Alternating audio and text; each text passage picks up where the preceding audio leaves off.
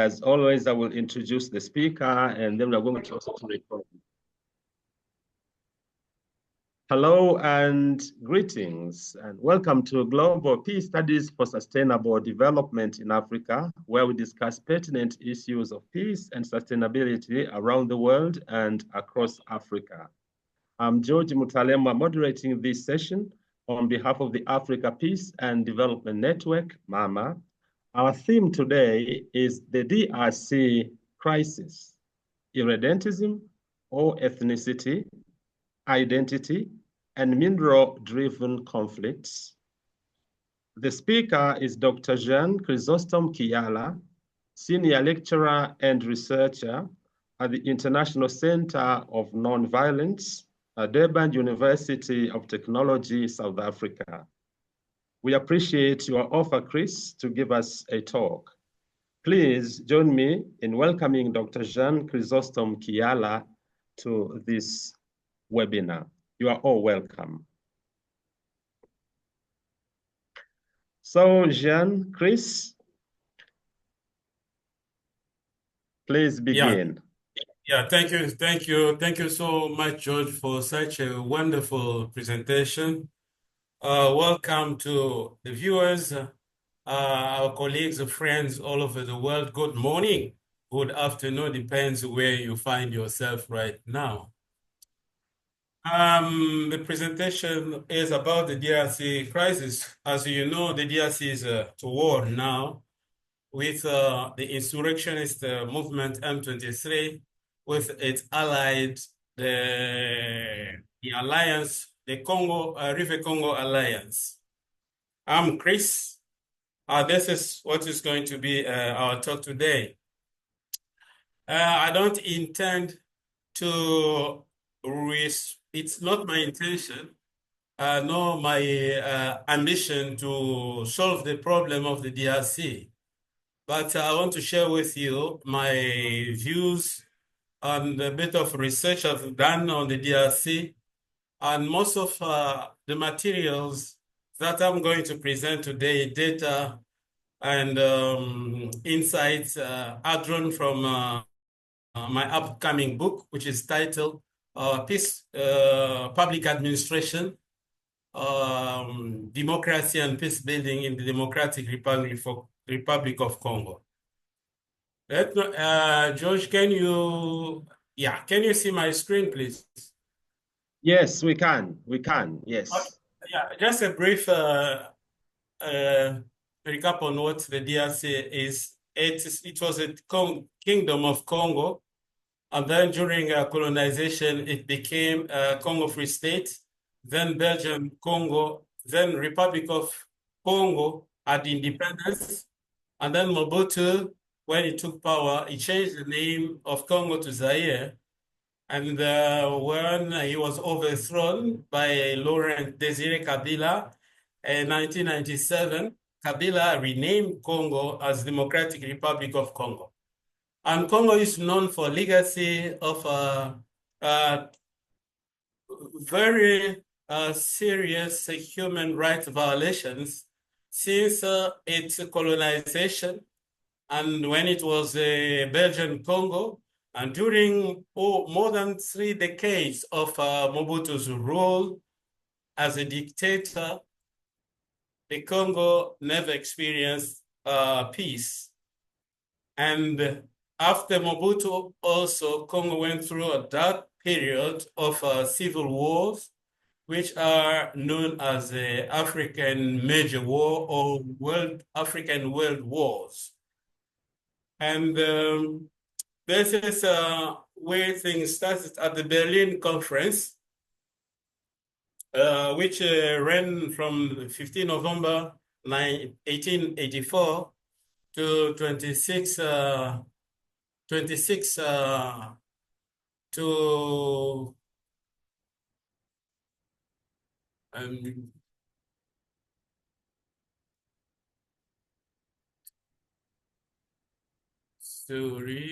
to February 1885.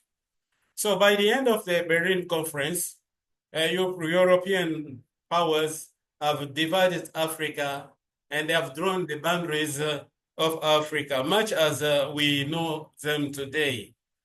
Great Britain decided to have a portion of land from Cape Town to Cairo. And you see on the colonization map, all those countries went to the Britain. This is South Africa, Botswana, South Rhodesia, Zimbabwe, North Rhodesia, Zambia. We have Uganda, Sudan. All these countries, Nigeria went to the British. And then the green space represent the countries that were taken by France. And Italy took a little bit of Libya. And this is the map of Africa after the Berlin Conference. And Germany took Namibia, and we have Spain here with Equatorial Guinea. And at the Berlin Conference, no African was represented. So it was just decided by the colonizers. And we inherited all those borders as they were willed by the colonizers. This is the map of the Democratic Republic of Congo. It is the second largest country in sub-Saharan Africa after Algeria. It has 2,344,858 square kilometers, or 905,355 square miles. It has 26 provinces. Its population is estimated at 102,960,736 as on Saturday, 16 September 2023. It is the fifth poorest country in the world with 1.475 GDP based on purchasing power parity, according to Global Finance's November report 2023. It is the fourth poorest country in the world with a gross national income, GNI formally, GNP per capita at purchasing power parity of $1 110, and one of the fastest growing in terms of its population, with annual population increase of 3.26%. The DRC has poverty rate of 63.9%. Conflict-related death toll has exceeded 6 million. It is in genocidal proportions, as some claim that it had reached 10 million. The current life expectancy for Congo is 65.59 year, 0.29 increase from 2024.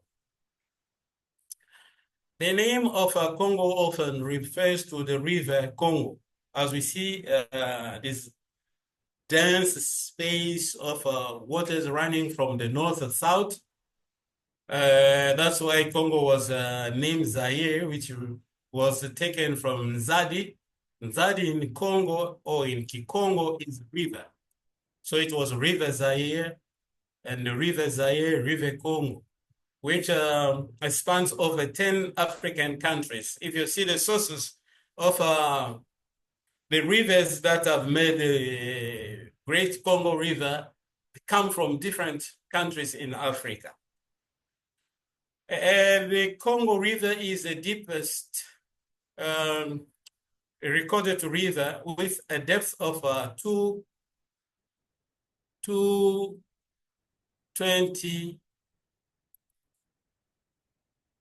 720 feet, 220 meters. 220 meters, sorry. It is the second longest in Africa after the Nile, thus it plays a pivotal role in trade, transportation, and biodiversity. It is the third largest river in the world by discharge volume, following the Amazon and Ganges River. The Congo River is a vital and powerful network of dense rainforests, lakes, waterfalls, and rapids. The river holds a significant cultural, economic, and ecological importance as the second longest river in Africa. The DRC is rich in peatlands that are vital ecosystems crucial for carbon storage, biodiversity, and providing ecosystem services like water regulation and flood protection. The Congo Basin has a total area of about 4 million square kilometers, 13% of the entire African land mass. Now, where we are today is mostly because of three factors that have been driving conflicts in Congo. The crisis of Congo is geopolitical, geostrategic, and geoeconomic. That's why I put this in a continuum, because when we talk of all these aspects of the conflicts of the drivers of the conflicts, they are situated in this continuum. But geopolitics here, the way a country's geography, location, terrain, land size, climate, soil, and raw materials affect its foreign economic, military policy, and strategy. The word geopolitics comes from the word geography, and politics.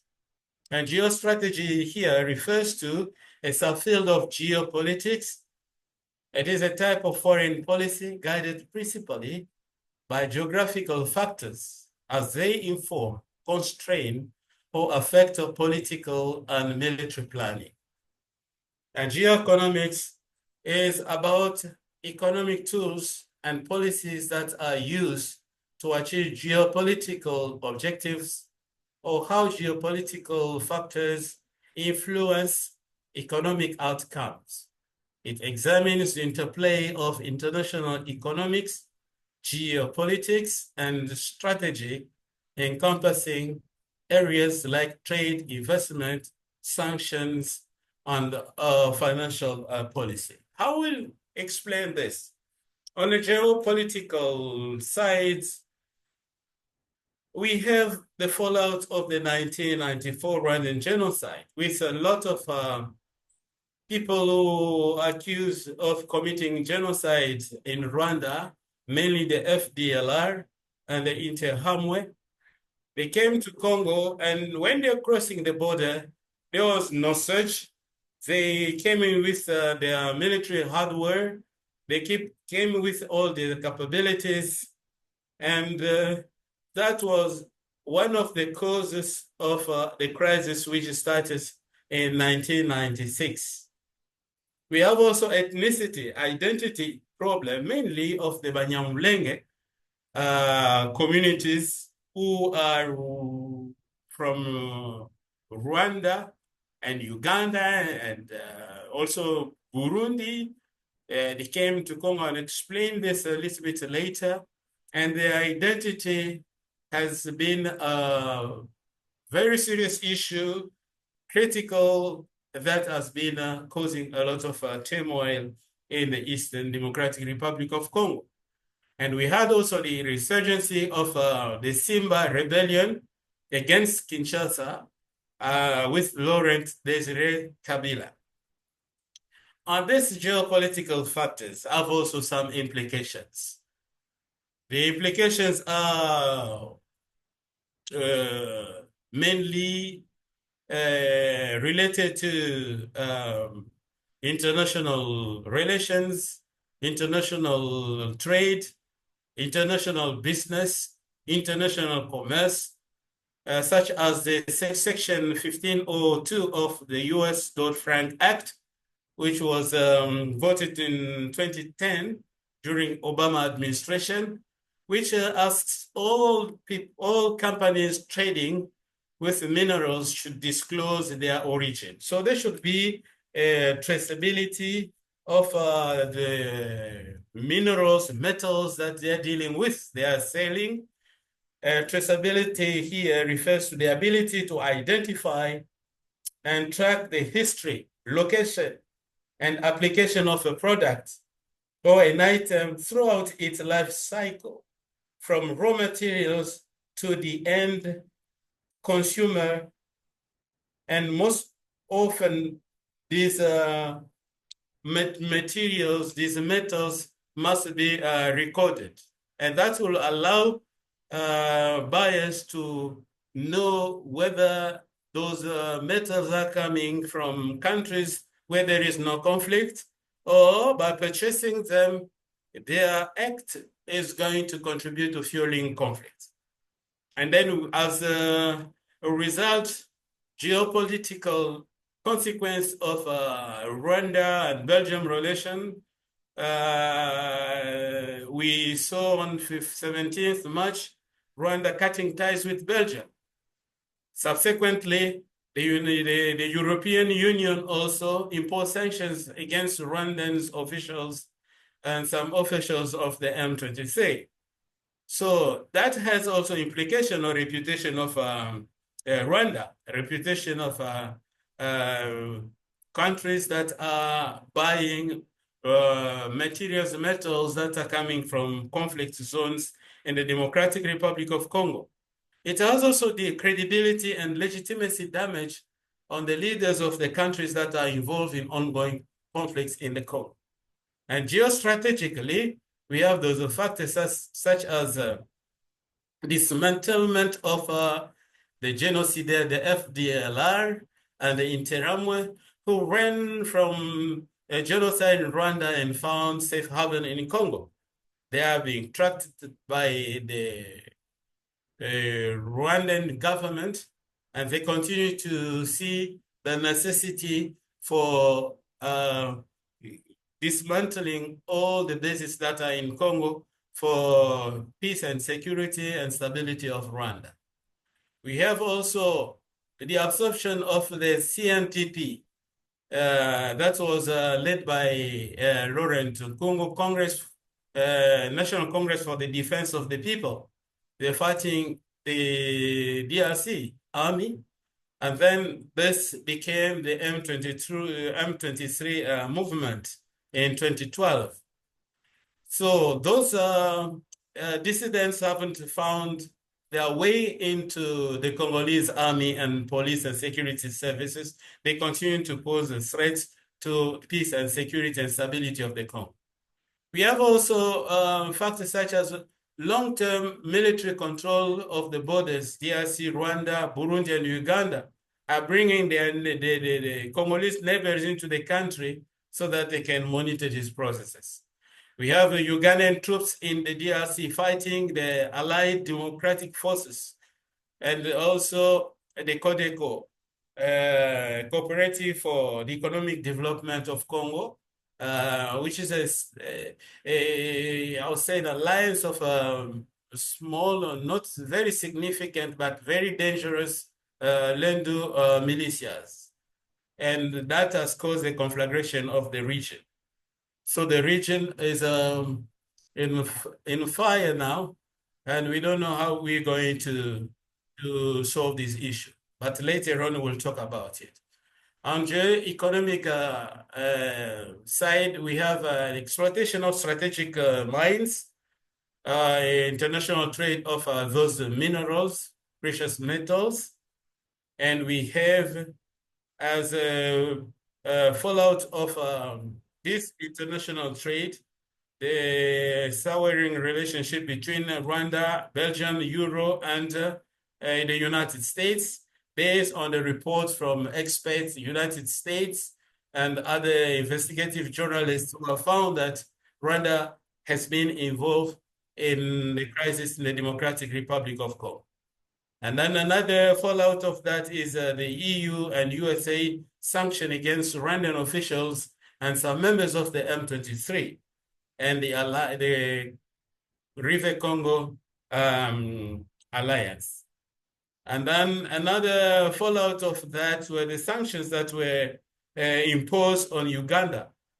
$325 million for in reparation for the damage that the Congo has suffered because of war and human rights violations, human atrocities that involve Uganda.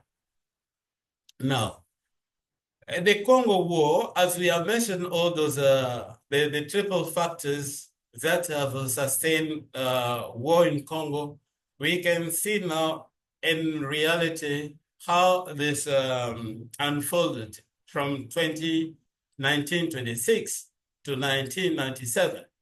On 1st October, we see the start of the military campaign, mainly because Rwanda wanted to dismantle the basis of the genocide there, FDLR and Interahamwe in Congo. And at the same time, the Tutsi living in Congo were experiencing a lot of human rights abuses, and then as the citizenship was rescinded by the act of President Mobutu in 1981. And then we have the Simba with Kabila, who had fought Mobutu for so many years in the 1960s. So they had to found this FDLR and aid the Alliance of Democratic Forces for the Liberation of Congo in Rwanda, so that they could attack the Democratic Republic of Congo. And if you look at the map here, we see that it began along the border Uganda, Rwanda, and Burundi in 1996. And in November the same year, they have taken all this part here. I'm sorry. And then by March and April, they have taken all this part here, the rebellion. And then by May, they are approaching Congo, Kinshasa.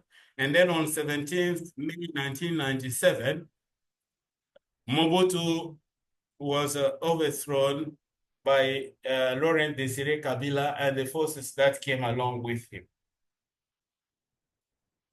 So we have the FDLR, which was made of Rwandans, Ugandans, and Burundians.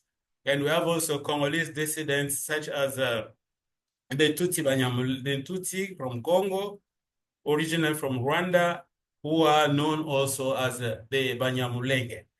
And then we have that war, which involved a lot of 4 countries, and it was known as the First African World War.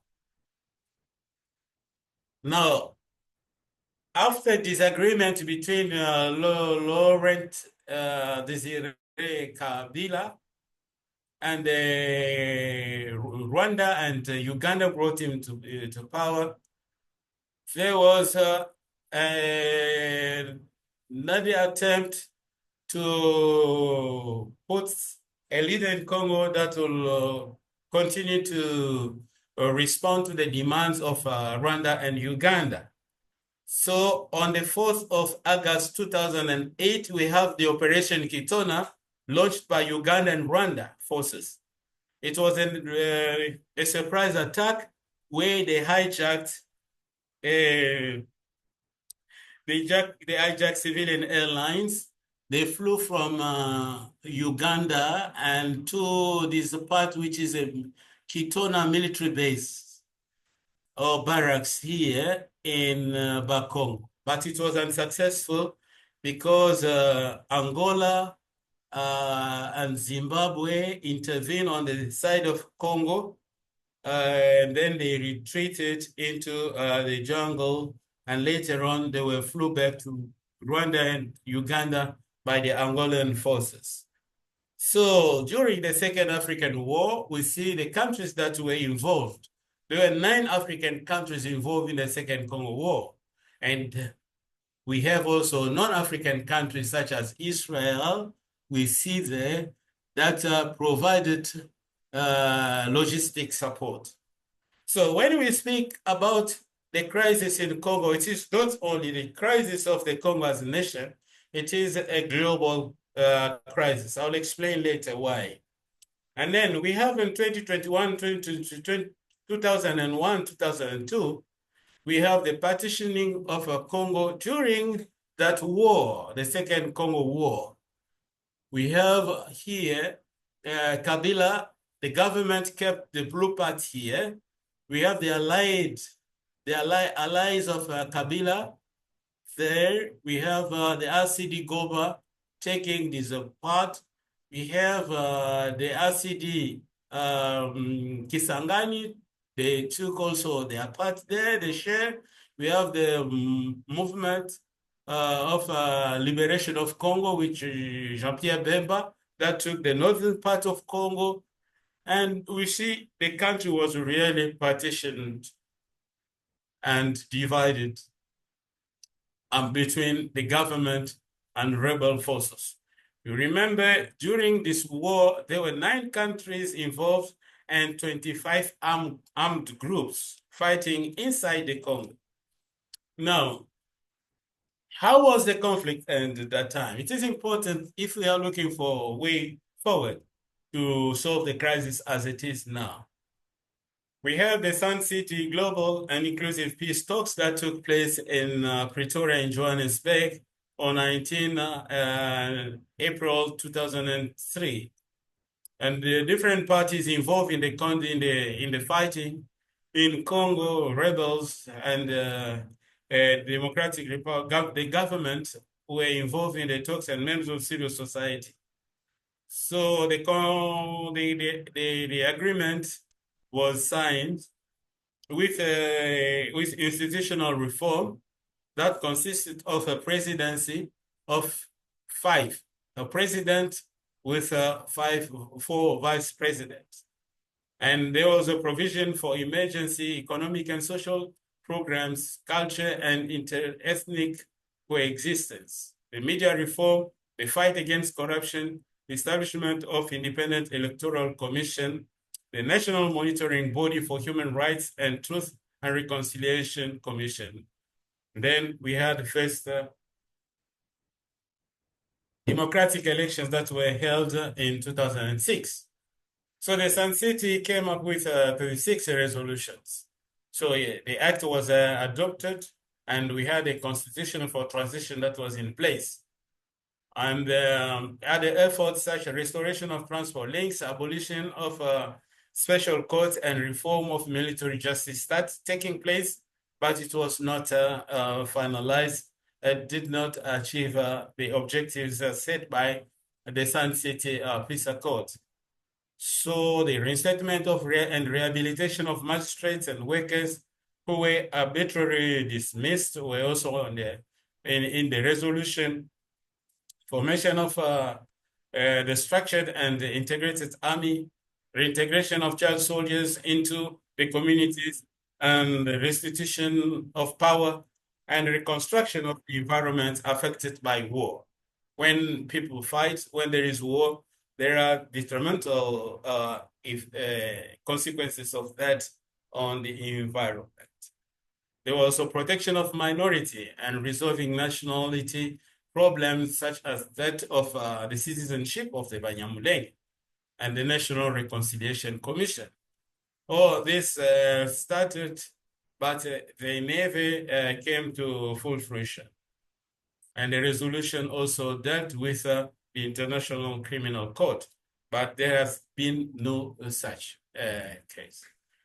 And during the war, we have also peacekeeping missions.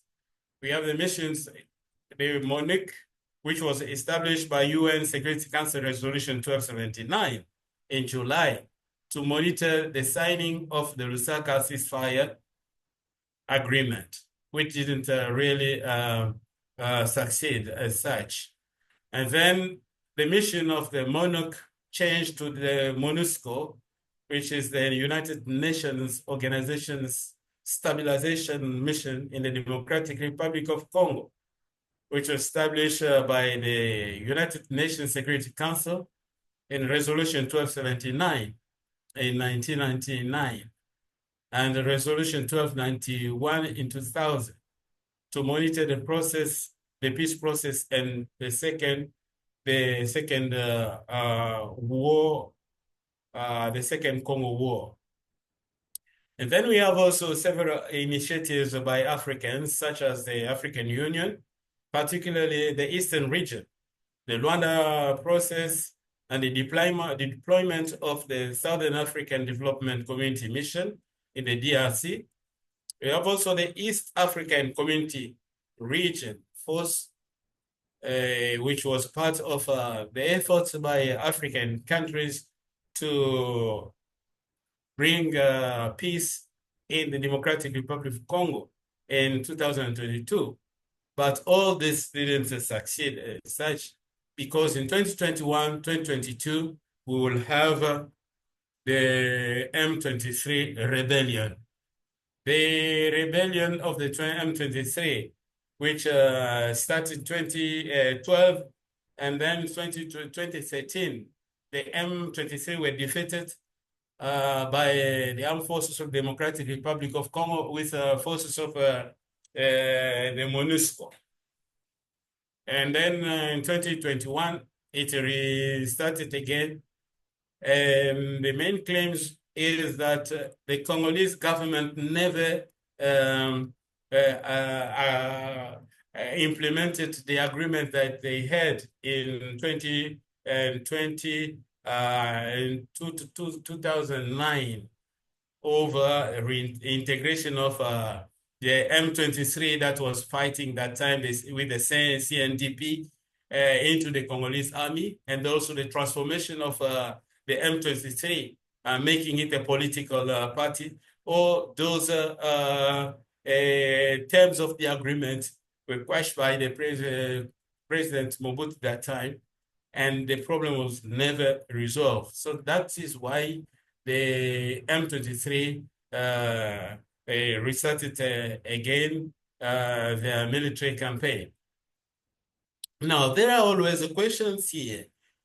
Is the 2023 and the alliance, the Congolese alliance, and other forces fighting for Congo, is it for another partitioning of the Congo? Is it the balkanization of the Congo, or is it irredentism? So this is in red. These are the real areas that are controlled by the M23. And we have also their advances. They are advancing towards, they have taken Bukavu already. They have reached Walikale here. Now they seem to be moving northwards to take the town of Kisangani. And they are now controlling the major town in the eastern Congo, which are also rich areas in reservoirs of precious critical metals that are used in electronic industry, automobile industry, and so on and so forth. Now, metastasizing M23 and the River of Congo, they resume their hostilities. They're flexing their muscles to fight the DRC, and they are trying to get to Kinshasa and overthrow the government of Congo, the government of Felix Tshisekedi. And the official launched a statement of the Alliance, or River Congo Alliance, that was read at Serena Hotel in Nairobi, stated, call for national unity for the stability of the Democratic Republic of Congo.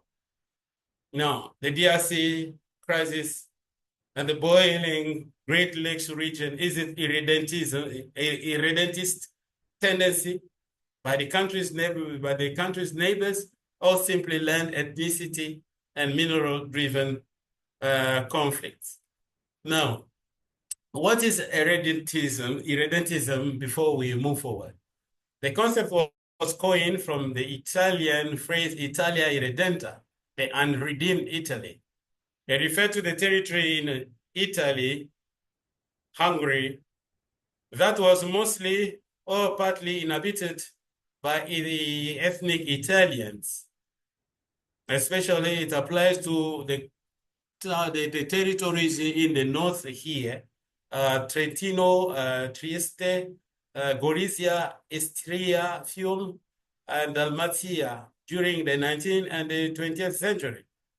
The Irredentist projects often use the term greater to label the desired outcome of their expansion or expansionist idea or agenda.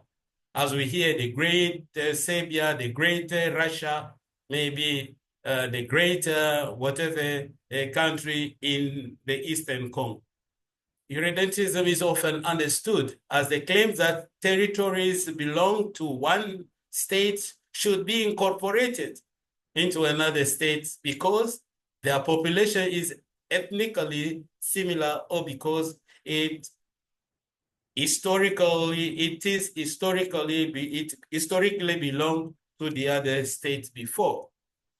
Now, according to Ambrosio, this process, which is the source of contentions between nations, most of the time are linked to nationalism.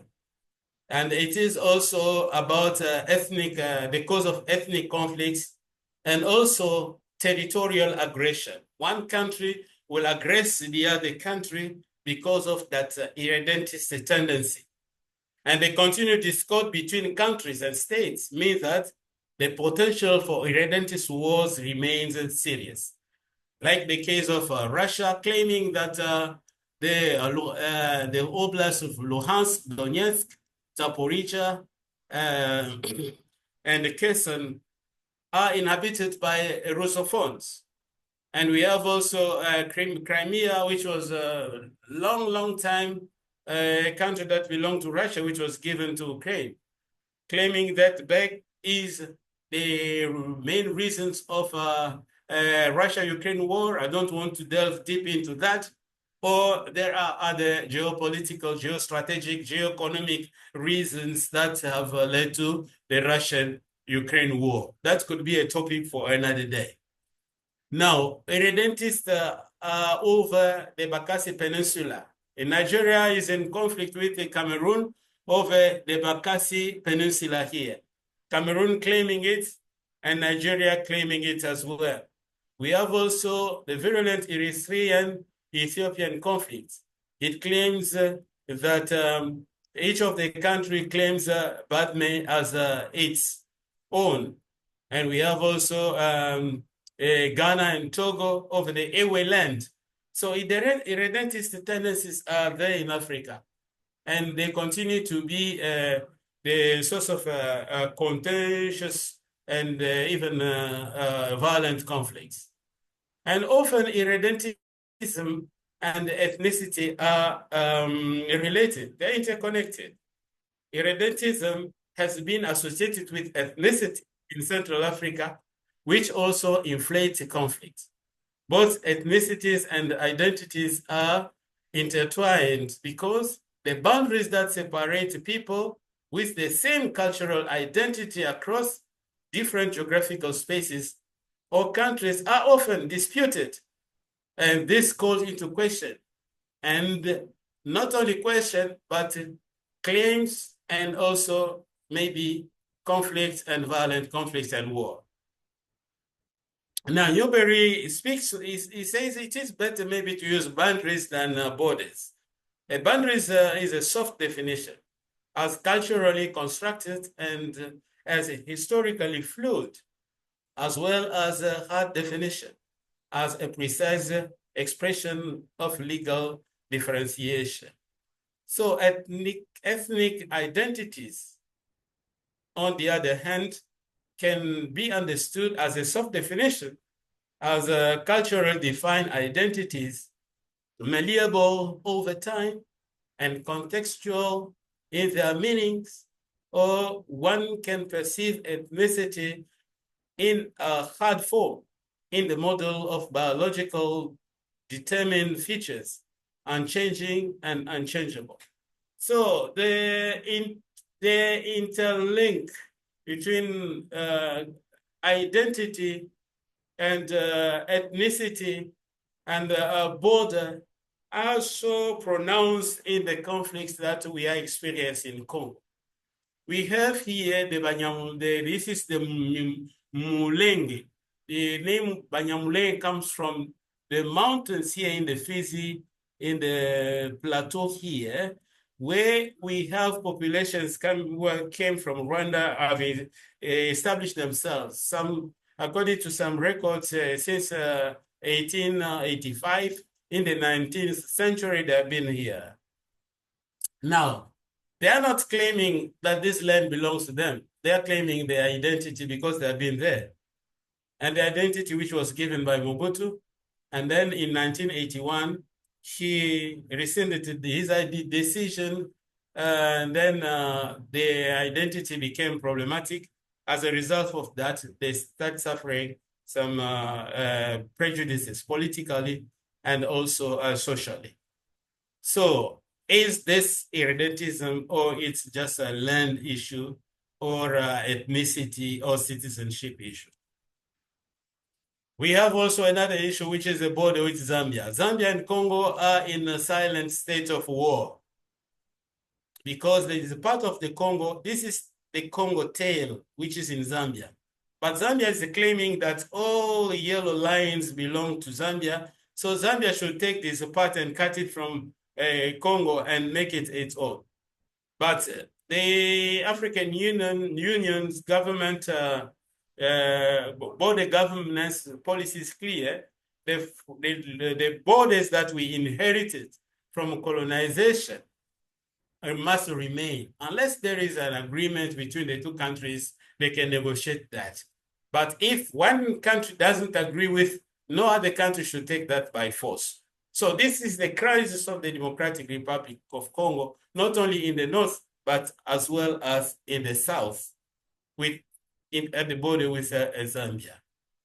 Now, often we hear irredentism in Congo, and we hear also balkanization, because a lot of, quite a big swathe of lands are taken by the rebels now. Are they intending to take it from Congo, make it another country? This is a question that we are all asking. But if you look at the statement by the Congo River Alliance, they are seeking the unity of Congo. Should we exclude irredentism or irredentist tendency? We don't know, but we can, for the time being, believe that it is not really irredentism. It could be balkanization, in the sense that lots of parts of Congo are now being ruled by the M23 and the River Congo Alliance. Now, Mwalimu Nyerere, I will just summarize here what Mwalimu Nyerere and Professor Lumumba have argued for. They said that the borders must remain because we cannot change the borders now. Julius Nyerere in 2023 said there is a risk of setting, that was when it was published, is a thought that we risk to set Africa ablaze, because we have Maasai in Rwanda, in Tanzania, we have Maasai in Kenya. So where are we going to send them? That is a problem that we should look into very seriously. We have the Dinka and the Kalenjin and the Nuer. They are in Sudan. They are in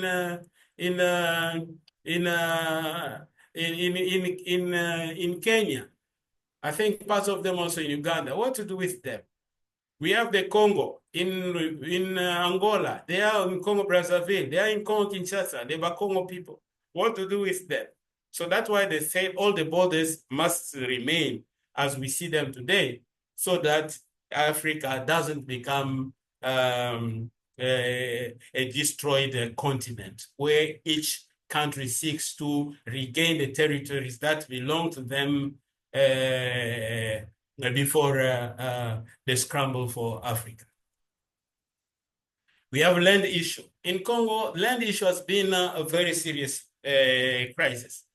We have here the Mobondo. This is a Mobondo fighter in Congo. The Mobondo, the Mai Mai, and the Wazalendo are people who fight for the land. And most of the time, their fight is associated with fetishist practice. They believe in invulnerability to bullets. That's why they use a lot of witchcraft to protect them against bullets, and they fight for their land.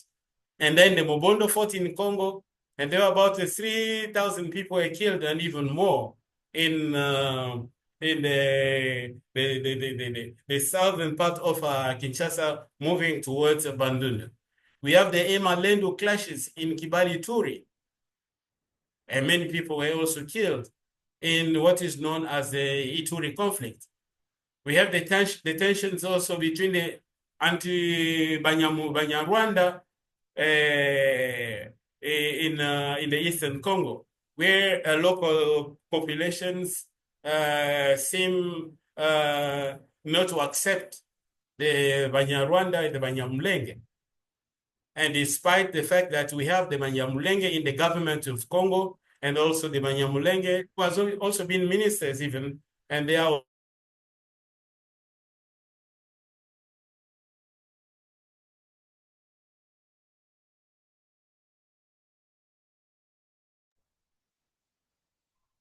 also in the army. We have the fighting, and then we have the land issue, and we have also mineral issue. The DRC ranks among the world's first producer of strategic minerals. It is the world's biggest tantalum producer. In total, it puts out 980 metric tons of the metal in 2023. And this metal is contained in coltan and the three T's: tin, tantalum, and tungsten. And it produces cobalt. It's the first producer of cobalt. And then it has also gold. The country produced 170,000 metric tons of cobalt in 2023. And cobalt is now used to manufacture gas turbine for aircraft engines. It is used to manufacture electrical vehicles. It is also used as an alternative to climate change drivers such as carbon dioxide. So it's trying to reduce all these side effects of human industries on the ecosystem. It is a very important metal. And at the same time, Congo has 35 trillion of unexplored mineral reserves. It's looking for investors to come exploit that. Unfortunately, despite that, the population of Congo are living in poverty. We have mineral conflicts. This is what is fueling conflicts. We have here illegal mines where Ugandans and Rwandans have been extracting and trading mines. We have rebels also involved in this trading. The FDLR were involved in illegal activities in mineral-rich Walikale between 1997 and 2006. They use its income. They use its income to fund their military operations. We have the Chinese Siko mines, which is exploiting illegally mines also in Congo, in the conflict zones. In 2022, the ICJ ordered Uganda to pay to the DRC an amount of 325 million to 25 for loss of life and other damage to persons. That includes rape, conscription of child soldiers, and displacement of 500,000 people, and 40 million for damage to property, and 60 million for damage to natural resources, including the plundering of gold, diamonds, timber, and other goods by Ugandan forces and the rebels they support in Congo. Now, we have the United Nations Security Council on Monday was informed about the large sum rebels generate in the eastern part of the Democratic Republic of Congo. They informed on the illegal tantalum operations going on in the area that the rebels are controlling. So the rebels managed to extract and traffic a coltan mine worth 300,000 US dollars. And the M23 were also among those rebels. Now, to protect the Congolese people and its territory and mine, we have Section 1502 of the US Dodd-Frank Act passed in 2010 that requires public trade companies to disclose their use of conflict minerals, particularly tin, tantalum, tungsten, and gold, or 3TG, from Democratic Republic of Congo and surrounding countries. That's aimed to ensure that these minerals do not fund armed conflicts. Daniel is reading that report, and he'll host, they suggest that there should be serious consideration by the world based on UN expert reports and the Dodd-Frank Act that requires due diligence guidance for responsible supply chains in mineral from the Democratic Republic of Congo and other conflict zones. So the Organization for Economic Cooperation and Development, or ECD, contend on the importance of the role of traceability in critical mineral supplies. So the Democratic Republic of Congo can be saved maybe by making a Dodd-Frank Act de facto hold on trade and trafficking of the DRC mineral. The DRC territorial integrity has been, as suggested by Nyerere, Lumumba, and Thabo Mbeki, must remain. That must remain. So what we are going to do, how to resolve the problem, because if we exclude irredentism, minerals, land, citizenship, identity will remain to cause resurgence of violence, recurrence of violence, resurgence of armed conflict. Those who may still be dormant. What to do? Now, we come to find some suggestions about resolving the conflict in the Democratic Republic of Congo. First of all, we need a peace building and development. That's why public administration, civil society, private sectors, individual citizens, business, community of nations, indigenous people must be involved in this process. There should be inter-Congolese dialogue, national reconciliation. There should be joint monitoring missions along the borders for any threat to Rwanda, Uganda, and Burundi to eliminate the reasons that would bring them into Congo to fight. New legislation to resolve contentious identity conflicts, disarmament of armed groups that are still active. If there should be a de facto ban on the treaty minerals traffic and extraction in the Democratic Republic of Congo. The DRC crisis and the land boiling Great Lakes region. Is it an irredentist movement by the country's neighbor or simply land ethnicity and driven and mineral-driven conflict? Why the fight? How to resolve this conflict? This crisis, crisis. So we have key players in the conflict in the Democratic Republic of Congo. We have DRC, Burundi, Rwanda, Zambia, and Uganda. We have also rebel insurrectionist movements and many paramilitary groups like River Congo Alliance, M23.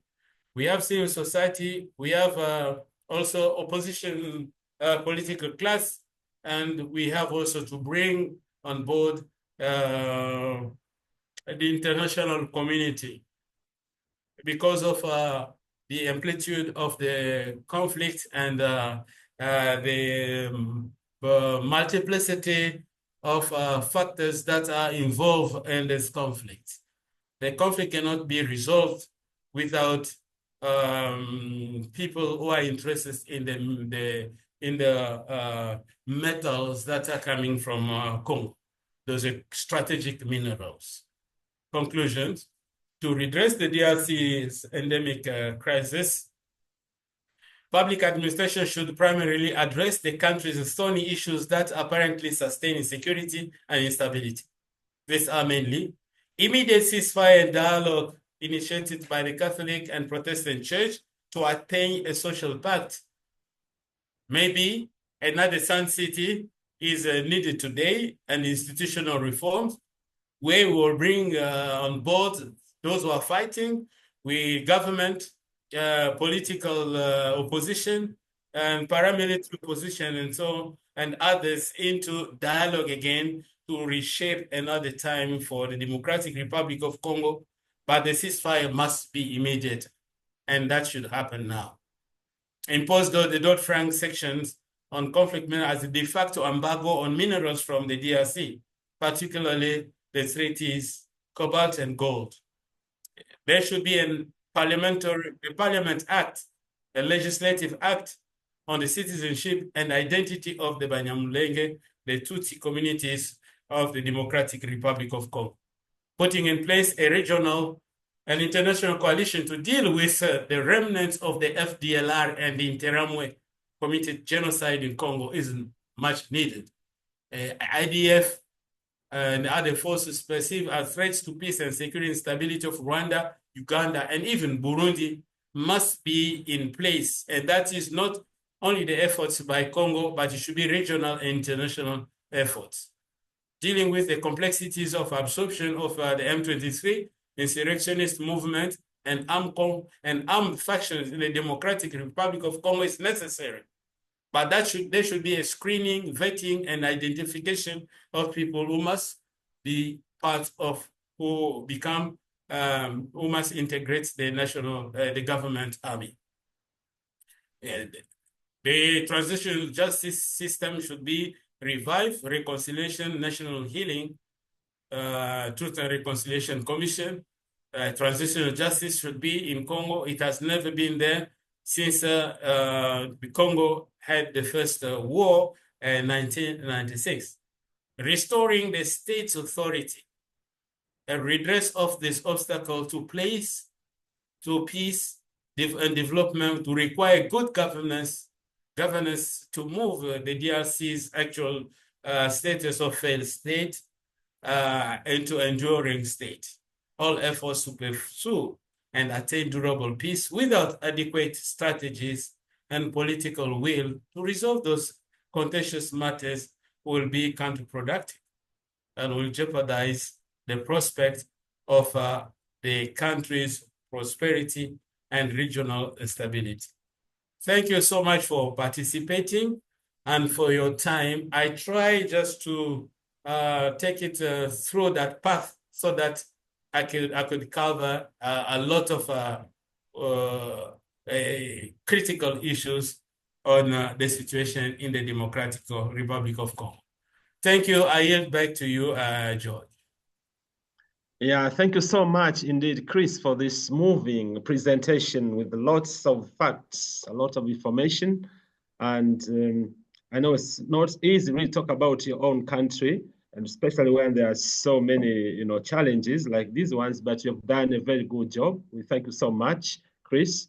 And as always, we have now some time for questions. I don't know whether you will be around, but I can see Laid would like to ask a question. So, Laid, you're welcome. Let me stop sharing so that I can see where we are now. Oh, yes, I'm back now. Excellent. Okay. Thank you, George. Thank you, everyone there. And thank you for Professor Jane for this excellent presentation.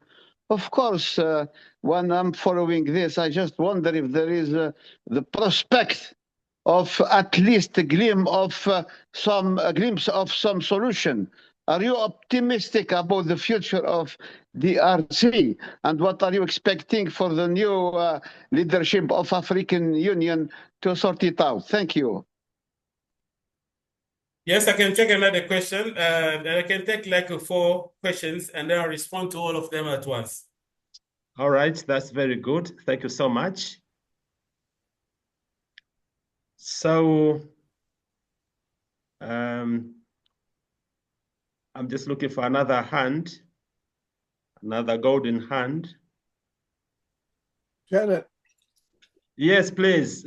And Collins. Oh, all right. Please, go Thank ahead, you. Collins. Oh, okay. All right, go ahead, Janet. Okay. Thank you. Well, Collins, would you like to go? And then I'll go after you. No, after you, Janet, please. After you. Thank you. Thank you, Professor Collins. Thank you. Okay. I would like to just being part of the international community and peace, learning, action. What would you like from civil society in the international community? How might we, what can we contribute? How can we support? Thank you. I loved your charts, by the way. Thank you, Janet. Thank you. They apply across the board. Thank you.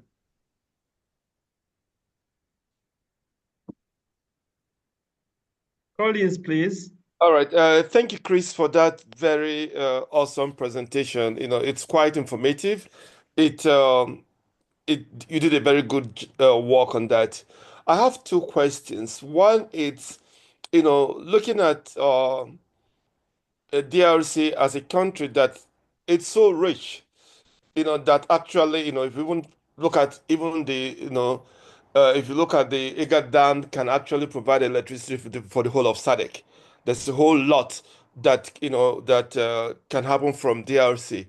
But my worry is that, you know, there's a whole lot of countries involved in the plunder of you know, DRC. How can these countries be called to book? So that's the first question. And, you know, looking at the African countries' involvement, do you see any a proxy war going on in the sense that you see the hands of, is it the hands of Jacob or the voice of Esau? How do you say it? When these African countries involved, is there some Western powers, you know, whose interests the African countries are fighting in Congo, are representing? So even though you see Uganda, you see Rwanda and all that, you know, these other countries, are they representing Western interest?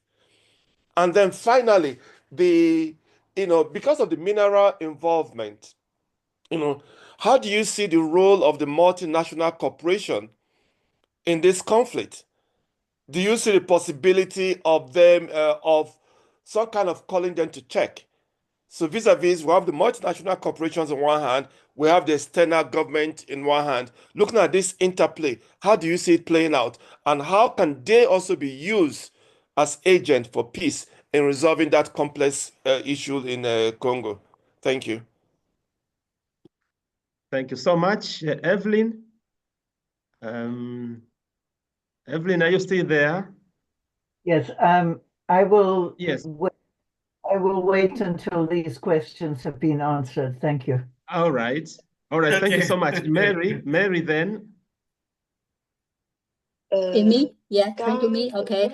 The first, Yes, I'm so sorry. Chinese do some illegal in Congo. I'm very sorry, and I love Congo so much. My friends in Congo there, and I love Congo the culture, and I'm really apologize. I'm so sorry. And I have a question is, how can keep people's identity in Congo during the war? That keep people's identity in Congo during the war. All right.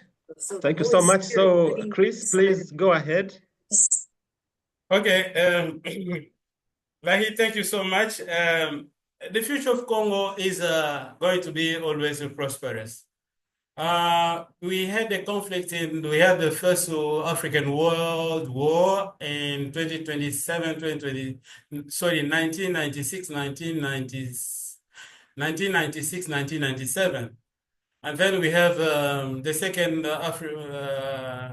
African World War, 1998 to 2002. At Sun City, the Congolese managed to solve their problem. What is exacerbating the conflicts in Congo is external non-Congolese actors. Non-Congolese actors, because we ourselves wouldn't have caused a conflagration of the country if there was no outside hand. If multinationals were not involved, if our neighbors were not involved in the plundering of the country. So we are hopeful that I will link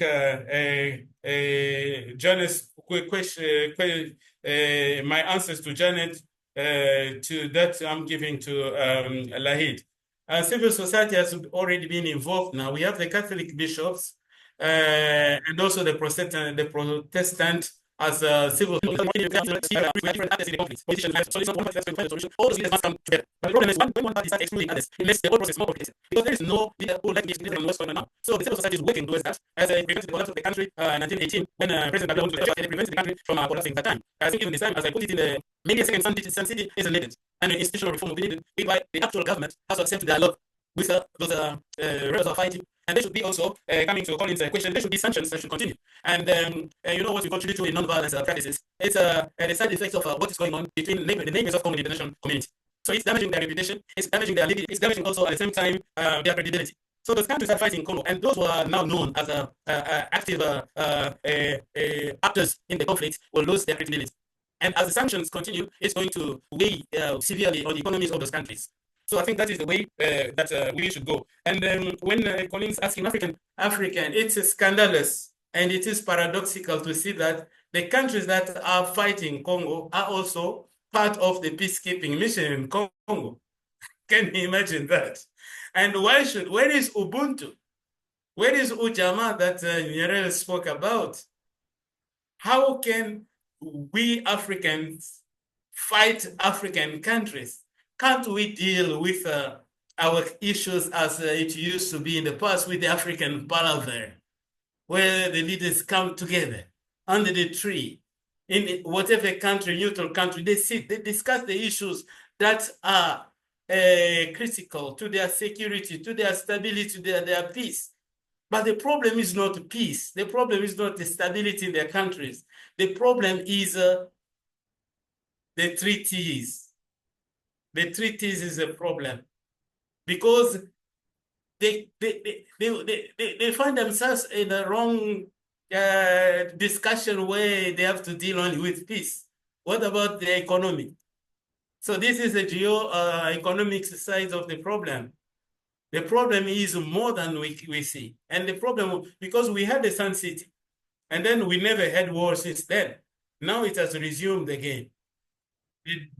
The root causes of the problem is the minerals that are in Congo. Partially, the problem of identity, citizenship of Banyamulenge, that must be resolved. That must be resolved. And since there have been a lot of contradictions about that, and an act of parliament, a legislative act should be voted so that everybody knows who is Congolese, because according to the Congolese constitution, every person has been in Congo before independence is Congolese. What about those who have been there before even independence? How to handle them, how to deal with them. So that animosity should be handled with a spirit of Ubuntu, a spirit of Ujamaa. But we cannot have the same people who are fighting Congo in peacekeeping missions in Congo. We cannot have Africans fighting their African brothers in Congo. If there is any point of contention in the past, there was agreements they might have signed. They can deal with that without killing so many people unnecessarily. And then coming to Maria, I think Marie, for what can we do as entities, there should be an advocacy group. An advocacy group that will visit the countries that are interested. You saw how the facade of Apple in Germany was smeared with blood, with red paint, which shows blood. So that should be that campaign. Oh, should we boycott internet?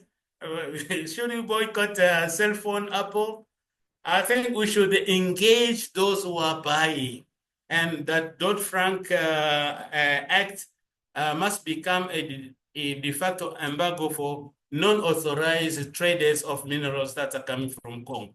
And once those taps are shut, I think we could breathe in peace, because without that, we will continue to have problems in the Congo. Thank you for the first. Yeah, I see Fred is there. My friend and colleague Fred is there. I don't know whether he has something to say, because he is an expert of the Great Lakes region. George, Fred is in Nairobi. He's the international scout regional leader. He is very well versed in the issues of Congo and the Great Lakes region. I don't know whether he would. Please, Fred, say hello to us. Fred, you are welcome.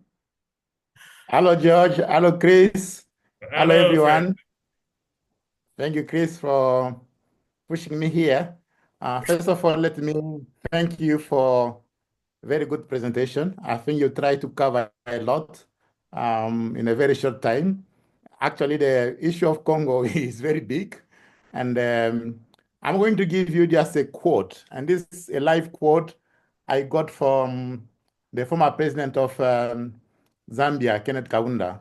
So I used to be the Great Lakes representative for American friends, and we were visiting Kaunda in his palace in Lusaka.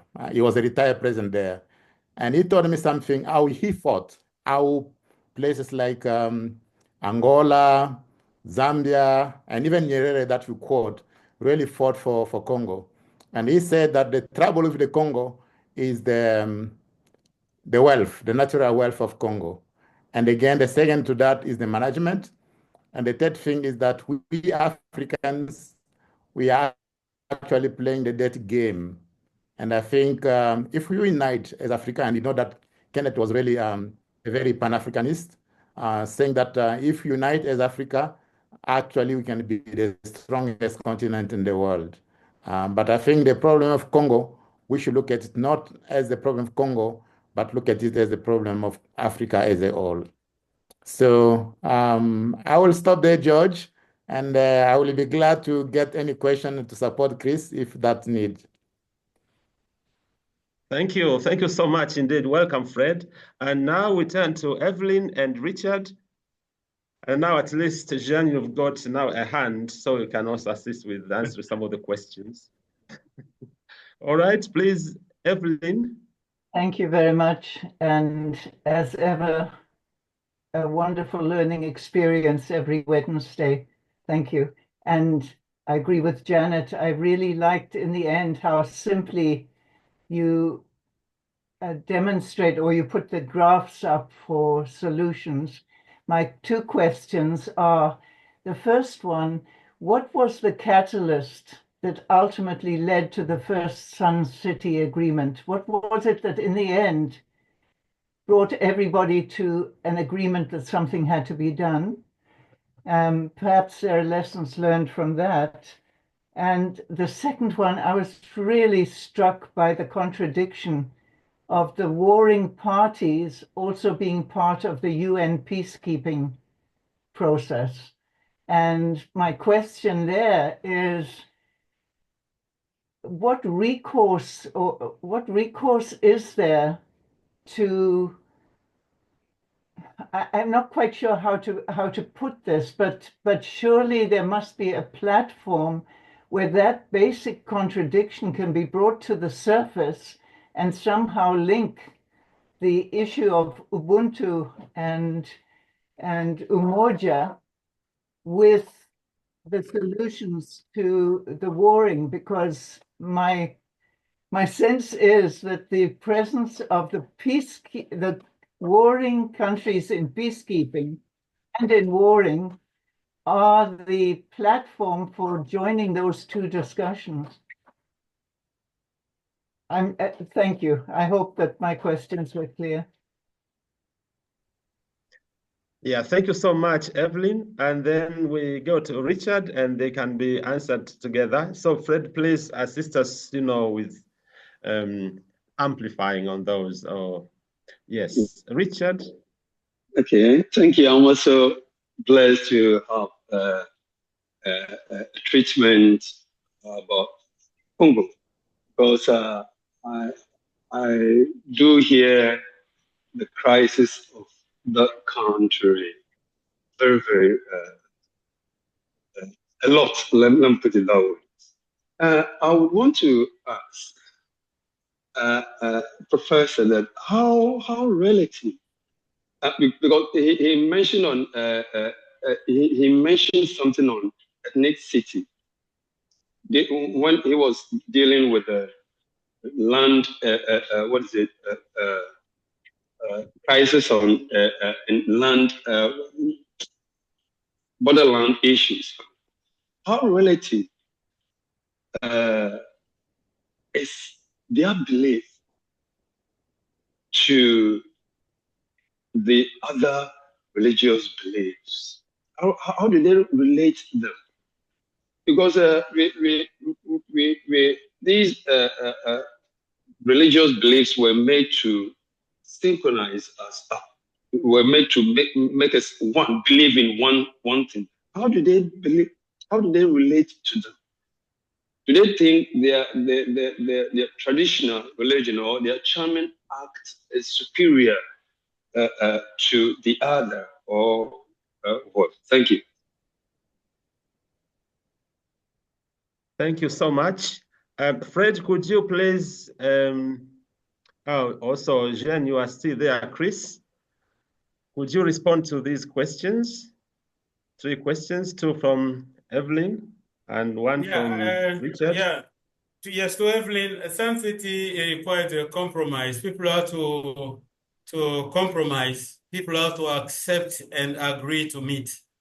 But there have been some signals that the government of Congo would not talk to the rebels, and then they will agree to talk. And then they want to talk also to leaders in the regions are involved in the conflict.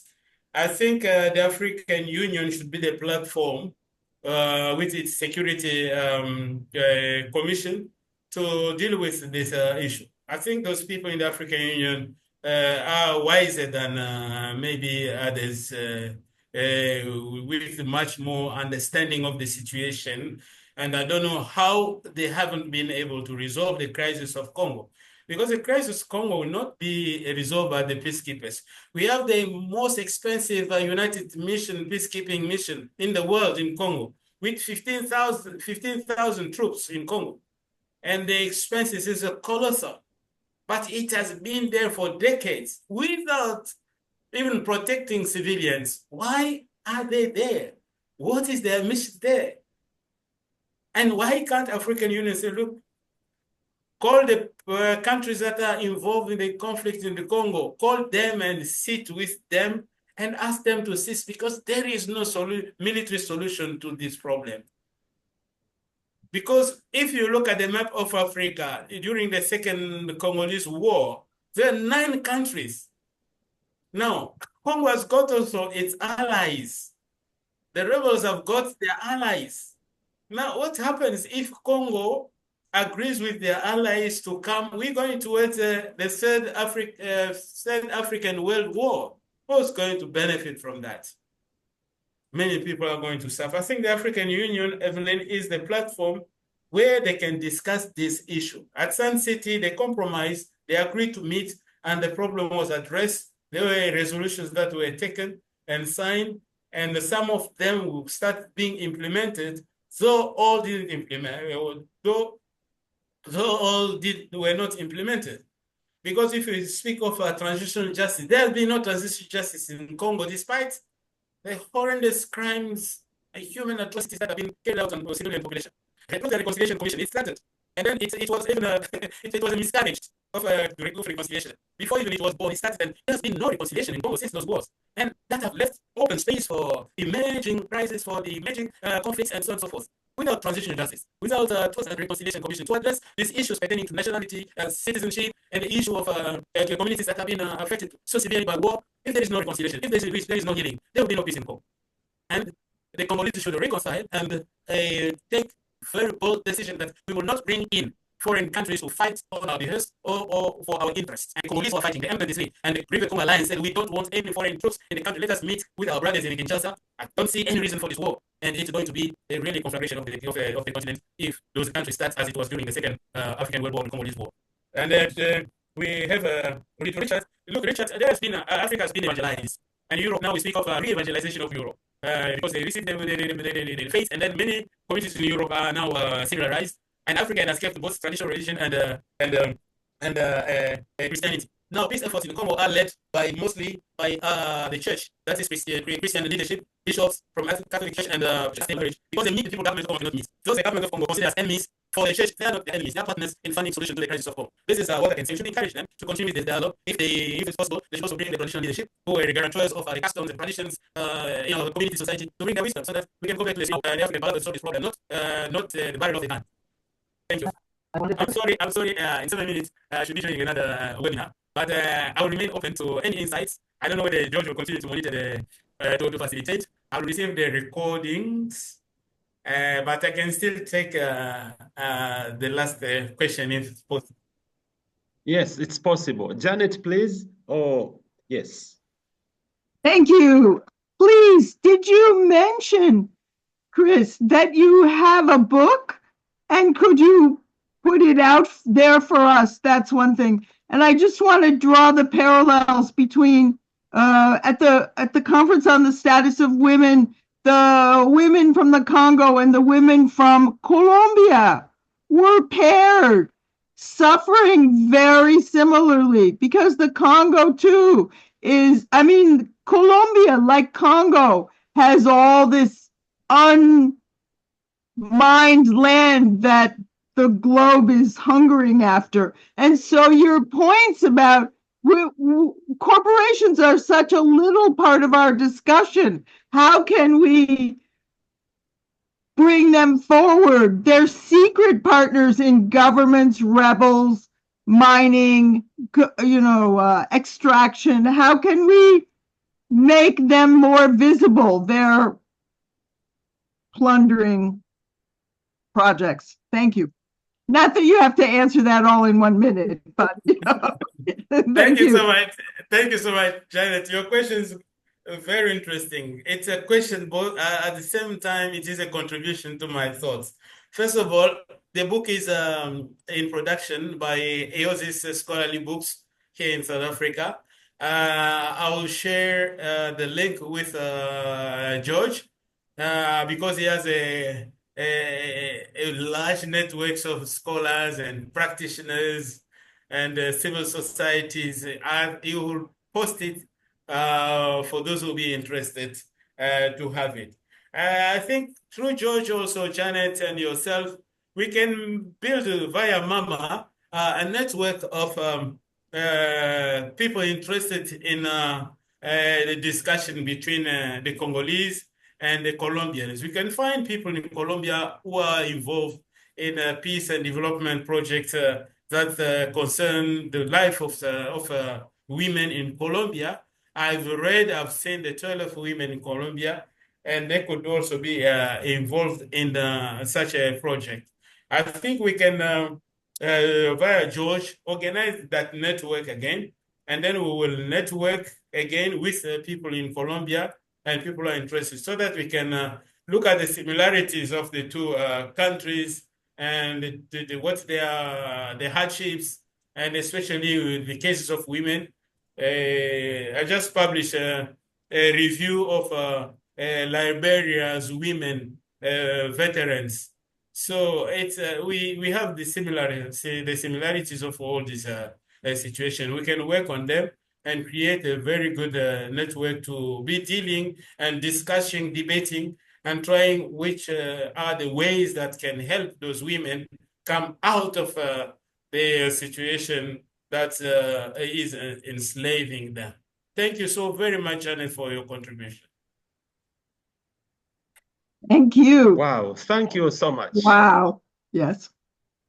Yeah, thank you very much indeed, everyone. And thank you so much, Chris, for your time for this great presentation. And I thank everybody for their contributions, for listening, and for, making contributions. And that's always very welcome. And so as you proposed, yes, we are going to invite everybody who is interested in peace building, from China to Colombia, from, Congo to Japan, so everywhere. And this is our mission, this is our interest. And maybe you've got one thing for us, Chris, just before we close, we stop the recording. Yeah, thank you so much. Just before we go on the recording, the Democratic Republic of Congo has been described as a failed state with a dysfunctional public administration. So this is what I argue in my book. A failed state is a state that has lost its ability to fulfill fundamental security and development functions and lacking effective control over its borders. That's the situation of the Congo. It's a failed state. It should move from that state of failed state to a enduring state. So I will encourage you all to be involved in finding, in making your voice heard, so that Congo, Rwanda, Burundi, Uganda remain brothers. We are brothers. We have never been enemies. We are brothers, and we can find solution to our problems. It's very beautiful to go to Rwanda or to go to Uganda or Uganda to Kenya. We are one Africa, one nation. I think we, as we who are not politicians, should encourage any initiatives that bring Congo together and Rwanda. Besides, we have the same past legacy of having the same colonizer, the Belgian. So we should build on that. And we have the same African values of Ubuntu. We have the same African values of Ujamaa. We have the same African of Umoja. We have the African Palava. So we should engage to bring in our leaders under the tree of Palava to discuss. Use those values that are eroding in Africa. Traditional cultural values of peace, building, and conflict resolution are eroding in Africa. We should revitalize that.